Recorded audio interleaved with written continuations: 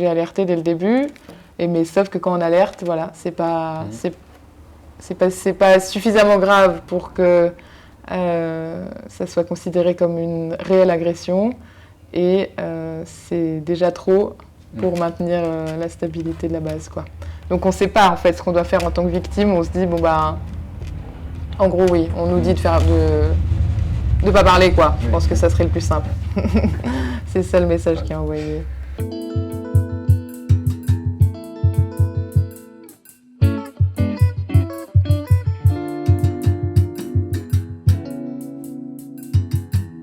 Bonjour Anouk Pitot. Vous vous êtes rapproché de Parallèle Sud après la parution d'un article il y a quelques jours sur un harcèlement sexuel au taf, donc à un lieu où on vit à huis clos, l'île d'Amsterdam. Et nous avions titré qu'en plus du harcèlement, vous avez dû partir alors que le harceleur que vous dénonciez, lui est resté, donc on parlait de double peine. Et maintenant, vous êtes à visage découvert, on ne vous connaissait pas avant. Pourquoi vous êtes venu vous voir et pourquoi vous avez eu envie c'est peut-être pas le mot, mais disons le besoin de raconter ce qui se passe là-bas? Tout d'abord, c'est plus une démarche pour rétablir vraiment la véracité des faits et l'entièreté de ce qui s'est passé. Et aussi pour pouvoir prévenir un petit peu de l'envers de la carte postale des terres australes françaises qui vend quelque chose avec des paysages magnifiques, un endroit très sécuritaire où en tant que scientifique on vit des expériences incroyables. Il n'y a pas que ça, ça existe, mais il y a aussi un envers du décor qui est hélas assez délétère pour moi sur mon expérience. Et au-delà de ça, je pense qu'il y a une non-prise en considération de la place de la femme dans ces milieux encore aujourd'hui. Et du coup, une réponse d'une préfète, d'une femme qui est vraiment à l'encontre, je pense, de l'amélioration de la vie des femmes sur les bases. Qu'est-ce que vous pouvez dire sur les faits? Qu'est-ce que vous souhaitez dire sur les faits? Comment ça s'est passé? En fait, ça a été, donc, un peu pour contextualiser, on part sur des missions entre 14 et 16 mois. Moi, du coup, c'était une mission de 16 mois qui commençait en août 2022 et devait finir en novembre 2023. Et lorsque je suis arrivée, du coup, moi, j'ai été mise dans un bâtiment avec 2 marins. Donc, on était 3 dans le bâtiment. Et on partageait du coup les toilettes. Et très vite, en fait, une des 2 personnes avec qui j'étais m'a proposé d'avoir des relations sexuelles avec lui. Donc ça, c'était vraiment 2 jours après qu'on soit arrivé sur Amsterdam. Donc, il faut remettre le contexte, c'est qu'on connaît personne et qu'on est absolument, du coup, malgré qu'on soit à 30 tout le temps, là, pour le coup, on ressent un grand sentiment de solitude.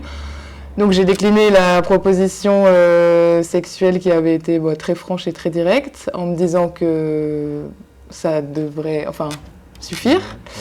Et 48 heures plus tard, du coup, j'ai eu un mot sous ma porte en me proposant de passer dans sa chambre pour récupérer du linge, enfin bref, une excuse comme ça. Donc là, j'ai répondu non merci, en me disant que ça devrait suffire encore une fois. Et du coup, 48 heures après encore, j'ai eu un autre mot qui me demandait, qui me disait « rejoins-moi dans ma chambre après manger ». Voilà. Donc en fait, en l'espace d'une semaine où on arrive sur une base où on connaît absolument personne, en fait, c'est moi ce qui m'a vraiment alertée, c'est la non-compréhension du refus, c'est-à-dire que j'ai dit 3 fois non et il n'y a pas eu de changement de comportement.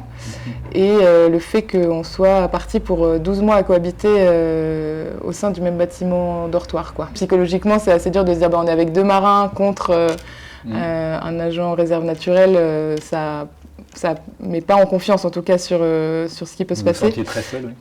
C'est ça. Et du coup, j'ai décidé d'aller en parler du coup à Univers Nantes, qui m'a dit que c'était pas la première fois qu'il y avait ça qui se passait cette année. Donc l'info, du coup, je l'ai transmise au chef de district, qu'il a lui-même transmise au préfet, qui était du coup en rotation sur le Marion Dufresne à ce moment-là. Oui.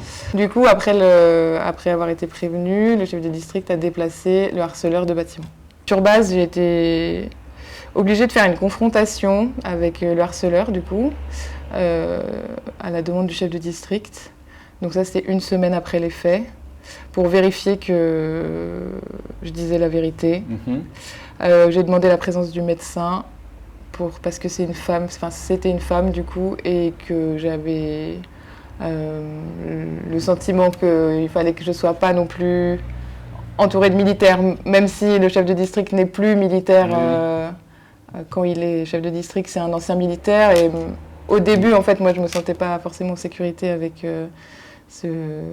cette configuration-là. Le harceleur, il a totalement reconnu ce qu'il avait fait. Et pour lui, il n'y avait aucun problème là-dessus. En fait, c'est là où moi, je me suis sentie en danger, c'est d'être face à quelqu'un qui admet qu'il a proposé à 3 reprises un rapport sexuel. Il ne se rendait pas compte que l'insistance, parce qu'à la limite, proposer une fois, pourquoi pas, mais bien sûr. Non, pour lui, il n'y a pas de... C'est pas grave, quoi, en fait. Et du coup, c'est là où moi, j'ai commencé un peu à flipper, où je me suis dit, avec ça, maintenant, qu'est-ce qu'on fait, quoi, parce que pour moi, c'est là où la personne devient dangereuse, c'est-à-dire qu'elle est incapable de s'excuser, elle est incapable d'essayer de comprendre que ce qu'elle a fait, ça peut, en tout cas, et ça, elle a être reçue comme quelque chose de très violent dans ce cadre-là de début de mission et de huis clos. J'ai eu du coup un entretien avec les FASOI et le service de ressources humaines des terres australes françaises, donc qui m'a dit que de toute façon le harceleur ne partirait pas puisque son rôle sur base était plus important que le mien, et que si moi je me sentais pas je n'étais pas en capacité psychologique d'assumer ça, c'était à moi de partir. On nous culpabilise d'avoir réagi et d'avoir parlé, en fait. Moi, je l'ai vécu comme ça. L'annonce des FASOI et de la RH, ça a été un peu un coup de massue parce qu'entendre que vous êtes moins important et que, du coup, par conséquent, ce qu'il a fait, c'est pas grave parce que, de toute façon... planter des arbres, c'est moins important qu'entretenir une base, du coup, c'est assez violent. En tant que victime, en fait, on vous rabaisse encore une fois sur... en plus d'être victime, vous servez à rien. Le courrier qu'on a publié sur Parallèle Sud évoquait cette fameuse double peine. Ouais. Comment s'est organisé votre départ? Comment vous en êtes arrivé à devoir partir? Ils admettaient qu'il y avait une situation d'insécurité, qu'elle était due à la présence du harceleur, mais que comme le harceleur était plus important, alors c'est moi qui devais partir. Enfin, du coup, le schéma, il y avait une reconnaissance de l'insécurité, mais le traitement de cette insécurité, c'était à moi de partir. Moi, j'avais déposé plainte, du coup, en septembre. Il y a eu une réponse négative, du coup, non prise en compte de la plainte pour faute de preuves. Oui. Et qu'à partir de là, du coup, le harceleur, il s'est quand même senti dans sa toute-puissance, quoi. Donc, il y avait encore des petites tentatives de rapprochement, de venir s'asseoir avec moi pendant les repas, essayer de se rapprocher. C'était que des petits rapprochements, c'est assez insidieux et assez difficile à comprendre quand on ne l'a pas vécu, mais en vrai, c'est là où je parle de vigilance, c'est que ça tournait autour, quoi, sans que ce soit intrusif, mais c'était toujours des petites piqûres de rappel de sa présence et de son pouvoir de nuisance, je pense, quoi. Voilà. Oui, la plainte n'a pas été suivie parce que l'enquête n'a pas pu établir, mais aujourd'hui, vous pensez que s'il y avait une enquête, on pourrait établir quelque chose qui relèverait étant donné en plus qu'il reconnaît les faits, moi je pense que là-dessus, oui, en tout cas, et au-delà de ça, je pense que sur ces milieux-là clos, ça devrait être encore plus pris en compte, en fait, puisque il n'y a pas de moyen de s'échapper. Quand j'ai vu qu'ils partaient, je me suis dit, super, ils ont enfin entendu, même si c'est dommage qu'ils ne m'aient pas entendu moi. En tout cas, ils ont entendu la parole de 30 personnes qui se sont réunies pour écrire cette lettre. Et en fait, quand je suis allée en parler à mon chef de district, il m'a dit, non, ça ne change rien pour toi. Je pense que tu pars. toute façon, faut que tu vois avec la préfète. Donc moi, j'ai rédigé un mail. J'ai demandé un rendez-vous avec la préfète, puis j'ai rédigé un mail à ma direction du coup de la réserve naturelle en disant bah voilà, au vu des annonces qui ont été faites et au vu du fait que cette personne part, moi je souhaite rester quoi. Enfin, je veux rester, même si c'est pas je souhaite. Et donc j'ai pas eu de réponse de leur part. Clairement, on vous a mis dans le bateau pour repartir. Et ouais, et donc du coup, ensuite, ce qui s'est passé, c'est que j'ai eu la préfète. Donc moi, j'étais allée voir la médecin pour être sûre que mon état, il était OK, que ce soit physique ou psychologique, avant d'envoyer ce mail d'ailleurs à ma direction. Et moi, elle m'a dit, de toute façon, ça fait 4 mois que je te suis, là, pour moi, tu vas bien. Enfin, je veux dire, et au contraire, ça serait... un avis médical qui... C'est ça, ça serait plutôt bien que tu restes pour pouvoir vivre ta mission sans cette espèce d'épée de Damoclès au-dessus de ta tête, quoi. Et du coup, bah voilà, c'est un peu les arguments que j'ai donnés à la préfète au téléphone. Donc je l'ai eu par téléphone en lui, parlant de mon souhait de vouloir rester, en lui disant que, bah du coup, moi psychologiquement, c'était quand même, ça serait un aboutissement de pouvoir finir cette mission. Au niveau personnel, psychologique, et ça permettrait de reconstruire et de pouvoir vivre ma mission sans avoir justement cette tension un petit peu perpétuelle sur le dos. Et qu'au niveau plus global, quoi, au niveau des projets de la réserve nationale, et naturelle des terres australes françaises, ça permettrait de pouvoir planter les arbres. Et donc il y avait un petit peu les 3 volets, quoi, que ce soit à la fois perso, professionnel et aussi à plus grande échelle, quoi, sur l'ensemble des terres australes françaises. Et donc elle m'a répondu clairement, j'ai reçu une lettre parlant d'un problème sur base dont vous êtes à la source. Vous avez profité de l'arrivée des nouvelles personnes pour attirer l'attention sur vous. Et je ne sais plus les mots exacts là-dessus, mais c'était en gros perturber l'ambiance de la base. Voilà. Donc ça a été... Vous vous retrouvez fautive après avoir été fautive, victime, totalement fautive. Et surtout, je pense que pendant plusieurs mois, justement, j'ai essayé de ne pas créer de pugilat sur base. Et à l'annonce de mon départ, il y a eu ces réunions, il y a eu cette lettre, mais du coup... vouloir la retourner contre moi, déjà au niveau personnel, c'est dire à la victime qu'elle a un problème. Et ça veut dire qu'en alertant, j'ai été un problème. Donc c'est hyper violent d'un point de vue personnel. Pour les autres qui se sont mobilisés, c'est très violent aussi parce que le message qu'il leur envoyait, c'est si en gros vous dénoncez quelque chose, ça se retournera contre vous. Et du coup, parce que eux, ce qu'ils voulaient, c'est que je reste aussi et que je puisse poursuivre ma mission. Mais du coup, là, on les a mis en fait, comme si c'était à cause de la lettre qu'ils avaient écrite que, du coup, je partais, quoi. Et le message, du coup, c'est totalement totalitaire, en fait, de prendre un état de fait qui est il y a eu quelque chose qui ne va pas, la direction d'État s'en est pas occupée, nous on vous alerte à nouveau, on est 30, on vous alerte sur il faut faire quelque chose et vous faites partir la victime. Enfin du coup il n'y a aucune cohérence là-dedans et je pense que au-delà de l'incohérence, c'est énormément d'incompréhension et d'insécurité en fait qui découle de ça. Parce qu'on se dit en fait si on a un problème, il faut pas en parler.